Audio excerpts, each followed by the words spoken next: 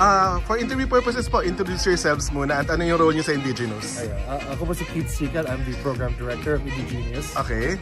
Hi, I'm Raquel Perez Wong. I am the President and COO of iAcademy that handles the Indigenous Project Lab.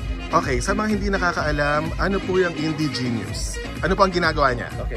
Indigenous Project Lab is a lab focusing for young filmmakers and emerging filmmakers with special note for those who are from the regions and those with indigenous stories to help them develop and hopefully create their dream short films. So nagbibigay po kami ng grants. There's 2 grants of 500,000 pesos each. At yun po yung binibigay sa production that makes it through the program with the most promising productions they can produce their films. Okay. And also in addition, apart from the grant, through iAcademy, the training opportunities are also given, the mentors, the laboratories and equipment are also given in the Spanish training period. And then they proceed to producing the actual film. Okay, ano po ang hinahanap nating may qualifications po ba? Dapat ba wholesome? Ano ba ang hinahanap natin? Okay, so sa ngayon, we're gonna invite because we're on our 2nd edition. Okay. At yung 2nd edition po natin, we're really focusing on the younger ones. So right now, if you're between 18 and 35, at the talagang pelikula kayo gustong gawin, you have to develop a pitch deck, which is 10 slides, a script.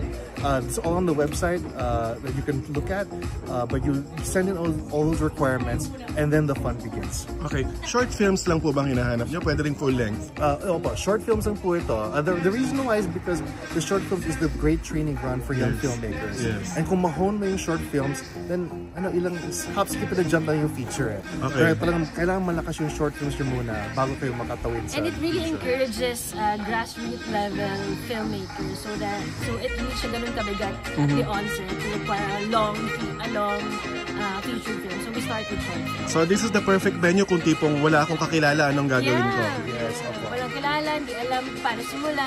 This is the perfect place.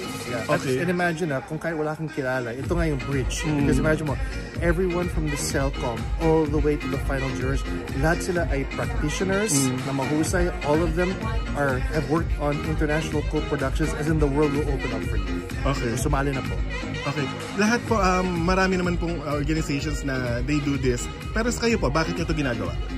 Well, part of the thing is that I think we understand that the future of Philippine cinema rests with our future generations. Okay. So talagang naugat to sa education. And ang saya namin that this year we are partnered with the Film Development Council of the Philippines and the Directors Guild of the Philippines, who also understand the importance of bolting in together and educating the next generation. So kumbaga, we're paving the way, they'll continue making that highway. Yes. And kailan po ang deadline para mga interested naman sa? The deadline po for this year for your submissions is January 27. Okay, malapit na. Malapit na po.